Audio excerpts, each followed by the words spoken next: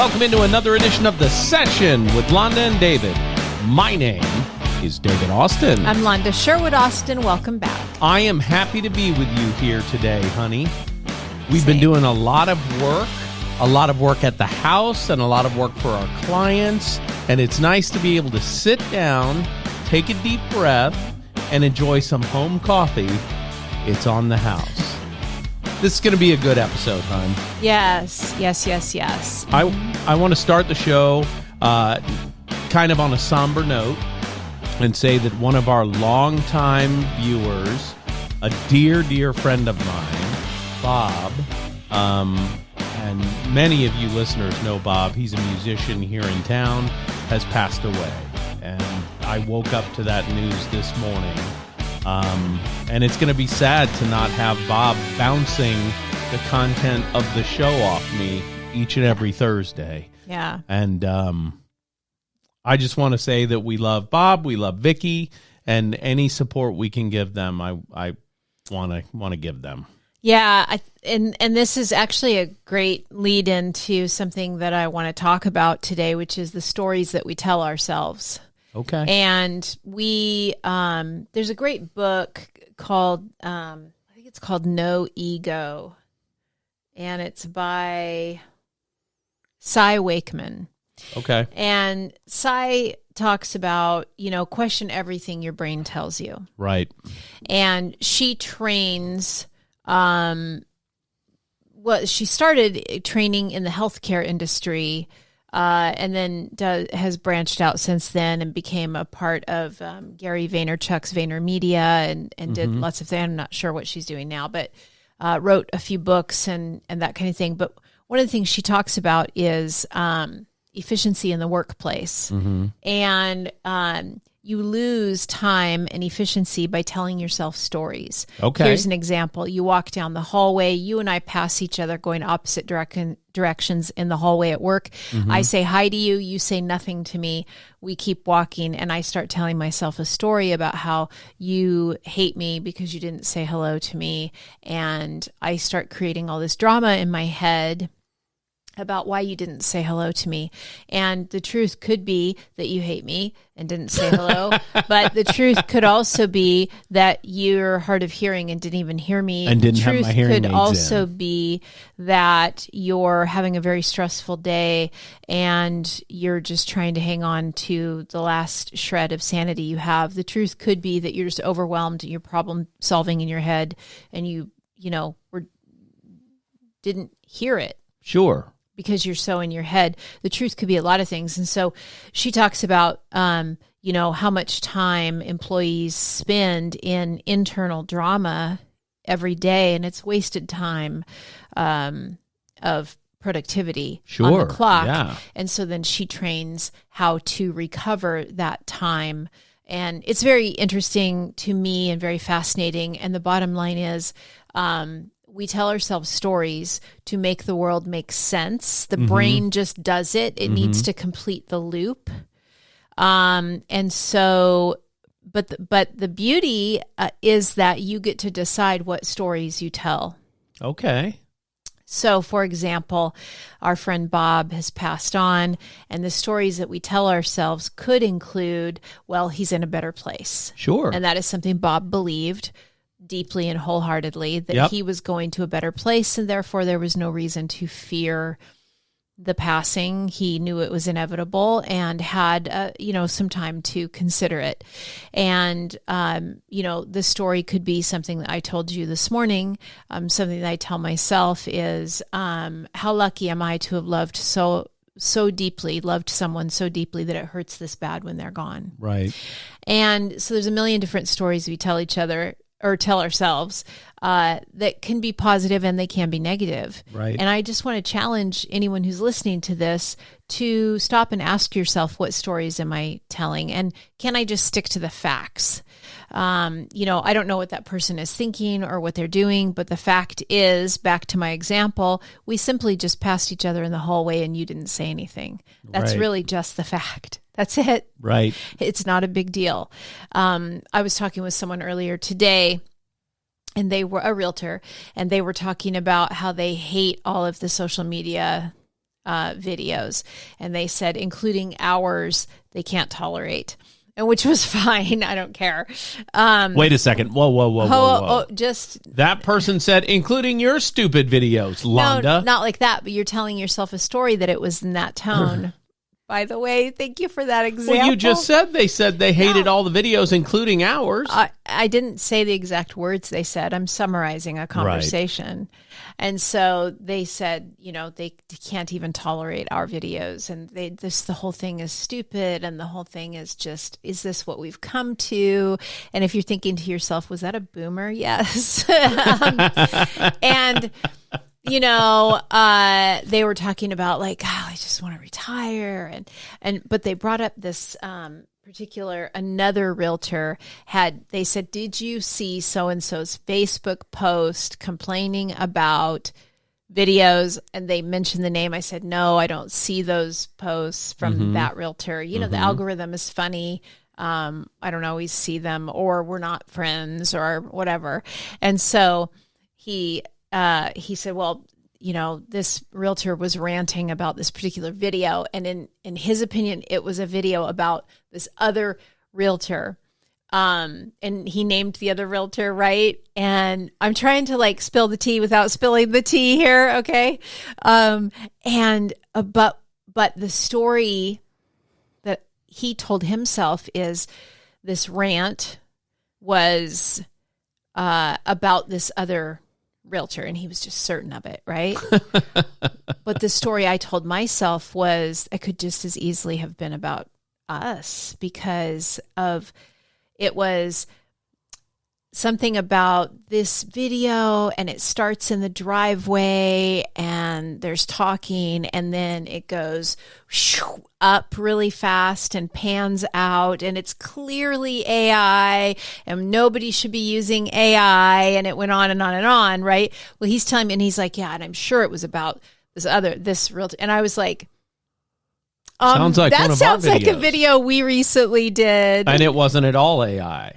And I said, did you see our video that we did? And he's like, no, I didn't see it. And I said, well, you should watch it because it's exactly what you're describing. And it wasn't AI. It was something that nobody has done around here, which is first person view, right. First person video, where our videographer wears like, what do you call it? Virtual reality goggles, yeah.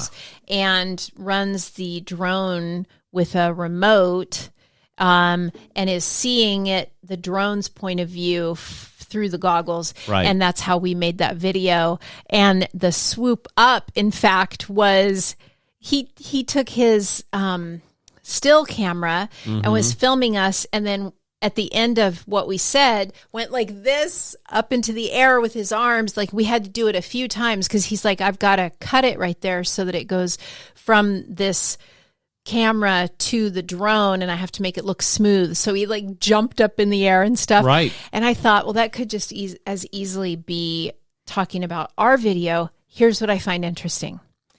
Every one of us told ourselves a story. Right.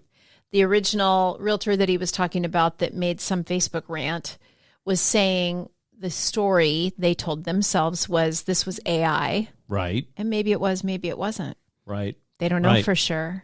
Maybe it was just really sick editing. He told himself it was about this other realtor. I told myself it could have been about us. The stories that you tell yourself matter. They shape your brain. They create neural pathways.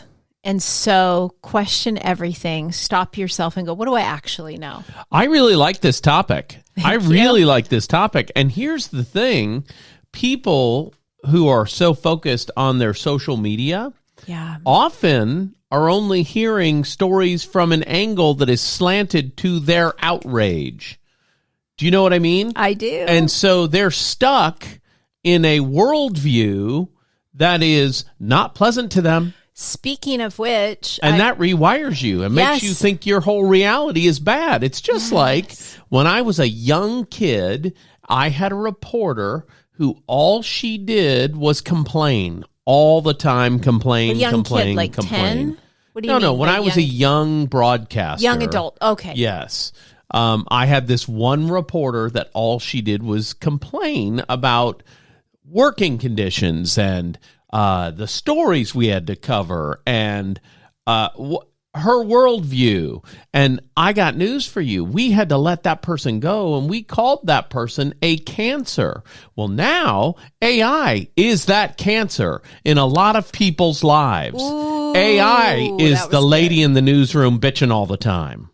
AI is. And it's because outrage is what many, not all, but many of our algorithms are focused on. Right. Which is why I purposely only want to see videos of people doing voice impressions of celebrities and disc golf. Yeah. That's why I want to see that stuff, because that makes all that bad stuff go away. Yeah. Do you know what I mean? Well, and I want to talk about that. I want to go deeper into that, if that's okay, because Sure. we were talking about something earlier today. I said, I saw a couple of videos that were about the impending housing crisis, the crash that's coming. And I wanted to watch them and read more about them, but I don't want my algorithm filled with that stuff. And so I didn't stop to watch it, because if I do, it'll just feed me more of that, which is exactly what we're talking about. Right. And all I can say about the market is it has ups and downs. That's just how it is. Well, and we did have an unbelievable value inflation across the country thanks to COVID. Yeah. We printed a ton of money and gave it to people who were in their homes, told a lot of them, hey, you don't even need to pay your mortgage right now. We're still going to pay you, but you don't even need to pay your mortgage right now. And then those people that said, you know what, it's a tough time. I'm not going to pay my mortgage, even though I'm getting my full pay because of the government subsidy that my employer's getting. Yeah. They may have to buy or sell a house now, and all of that non-payment was Tough. tacked on to the end of their Sure term. was. Sure So- was. Just read a title report today that was that exact thing. So if you pay All 27 pages. of it. $2,000 a month and decided to take off a year and a half during COVID because you could, Yeah. now you've got that year and a half times 2,000 tacked on to your principal mortgage. Tacked on. Yeah. I'm telling you now, that kind of thing will for sure have negative ramifications. The good news is this. If there's any kind of correction in the marketplace and values drop dramatically, and I'm not seeing those forecasts, by the way, so I'm not speaking from a place of certainty, right? Right. It will become a buyer's market. And that's how Let's the market corrects itself. So instead of being scared, right? Right. We need to be ready. That's right. And that's the magic, right? Don't tell yourself a story. And Lace up your tennis shoes, baby. Let's I've go. heard realtors telling themselves this story. Yeah. Oh, the market's going to crash. I need to tell people now's not a good time to buy.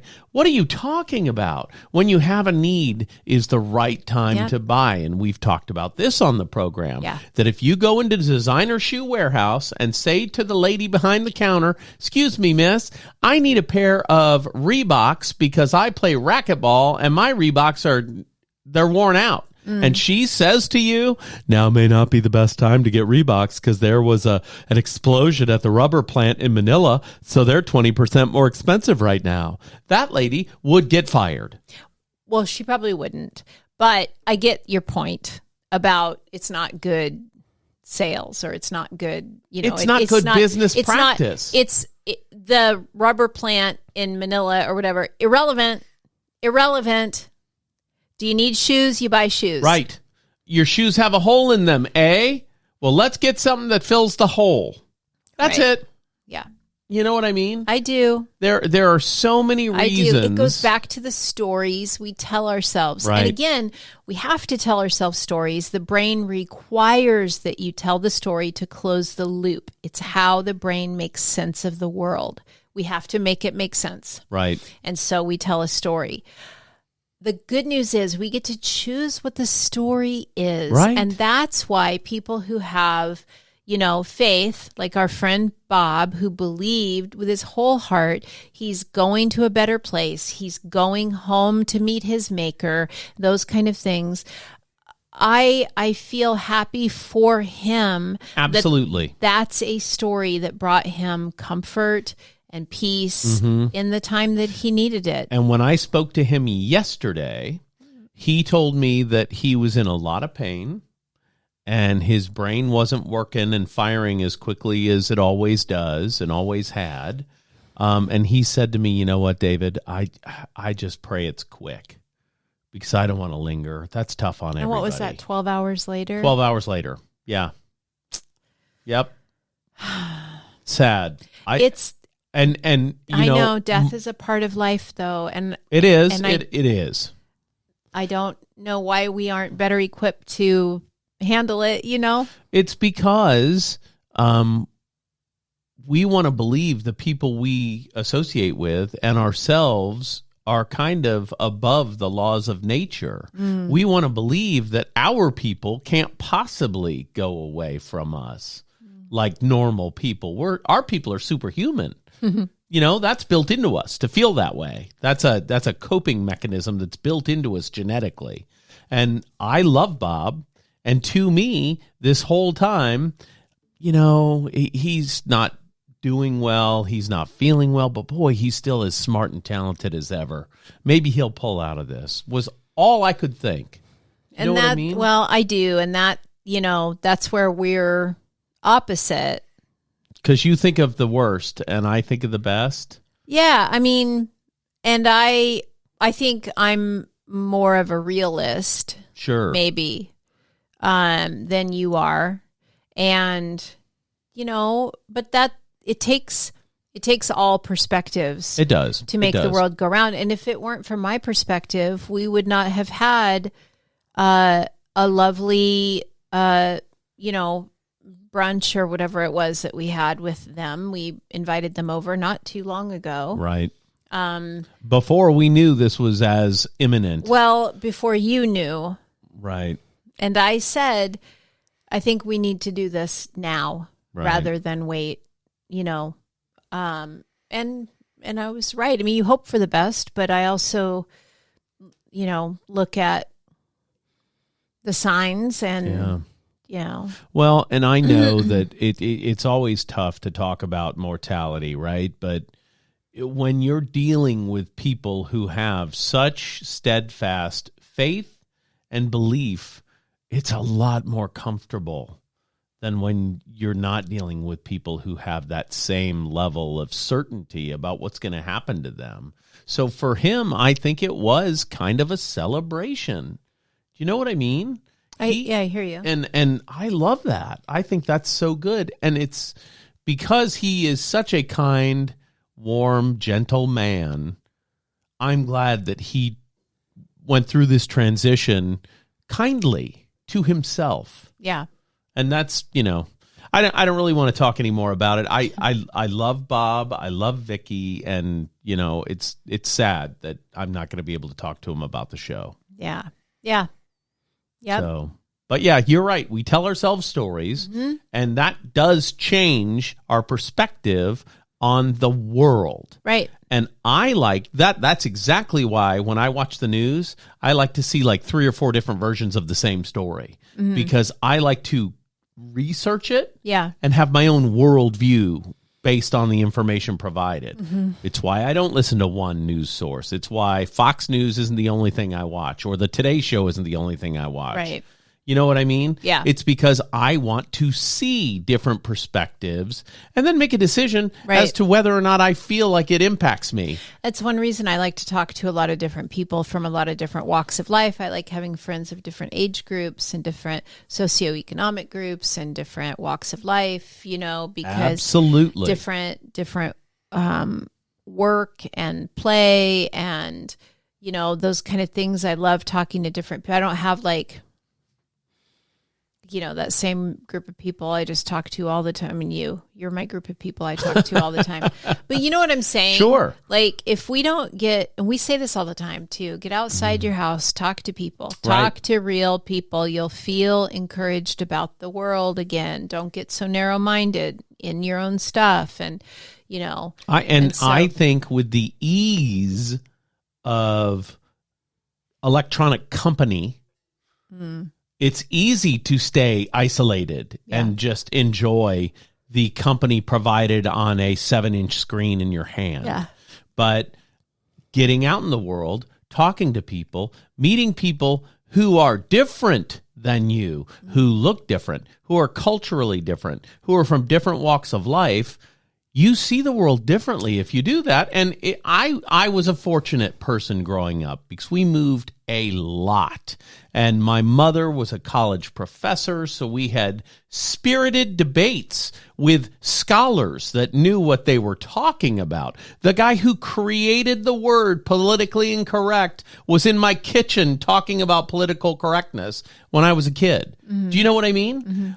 Mm-hmm. It's lucky if you have the opportunity to be around people with various points of view. And you did a good service for your children because you lived in a very diverse part of town while your kids were growing up, and they met all kinds of different people from all kinds of different walks of life. That is one thing. I don't even know if they know this, but that's one thing I did on purpose. Mm-hmm. Was, for a good part of their childhood, 14 years, we lived in one house and around us was like a social experiment. It was people of all different religions, ages, backgrounds, ethnicities.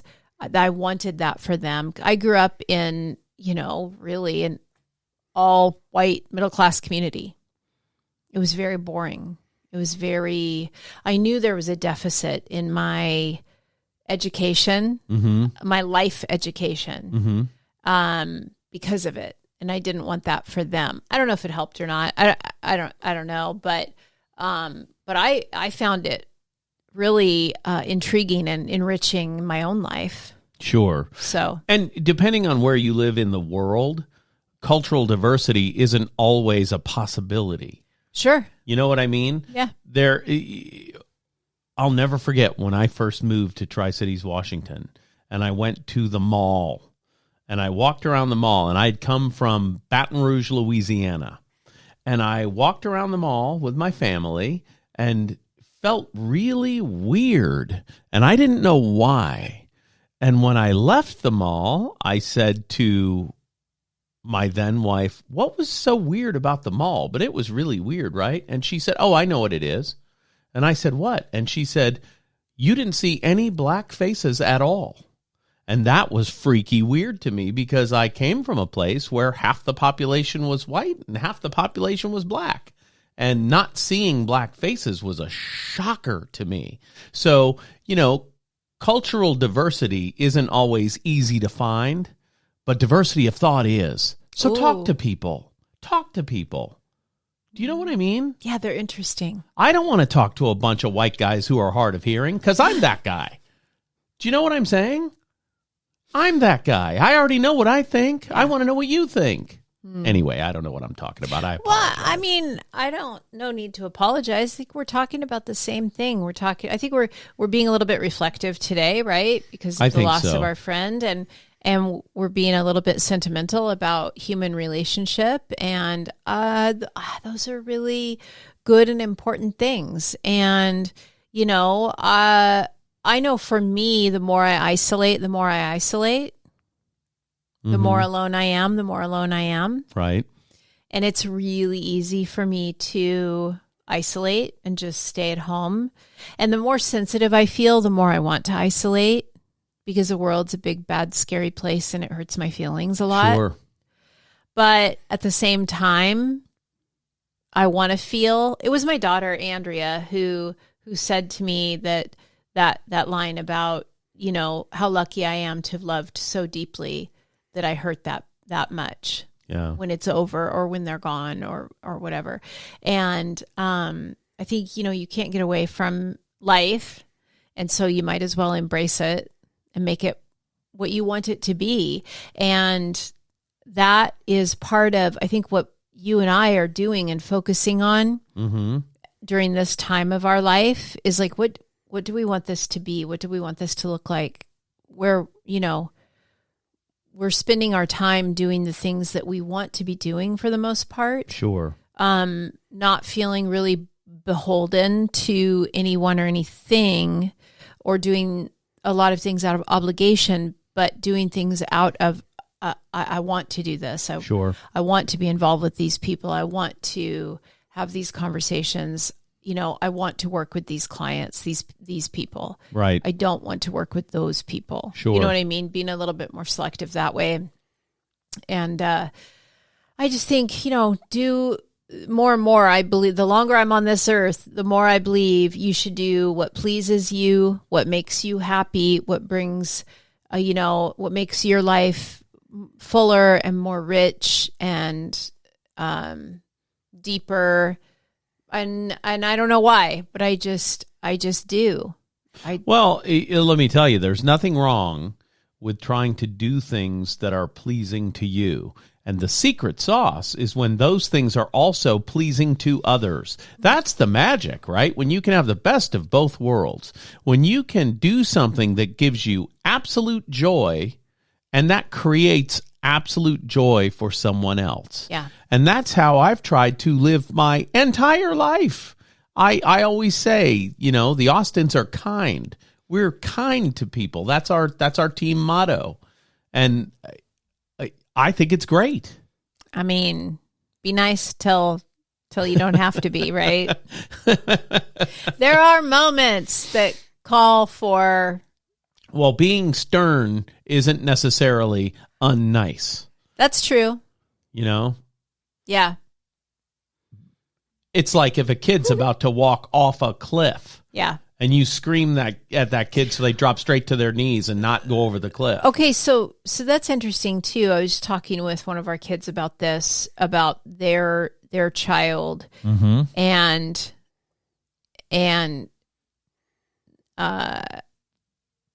they were talking about, like, she said, I feel like I spend too much time explaining.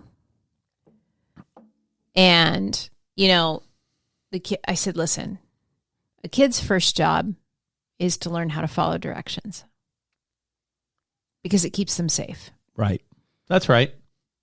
So this whole thing about explaining and we got to think about how they feel, and we never want the child to be unhappy or upset or whatever. That's dangerous. That is dangerous. That's because dangerous. If they don't feel that thing in their gut that they're uncomfortable, they're going to walk into some bad situations. Yep. Just like you said, the kid's walking into the street, walking off a cliff, and you yell, stop, they better stop and not ask 100 questions while they keep walking. Right. And get hit by a passing bus.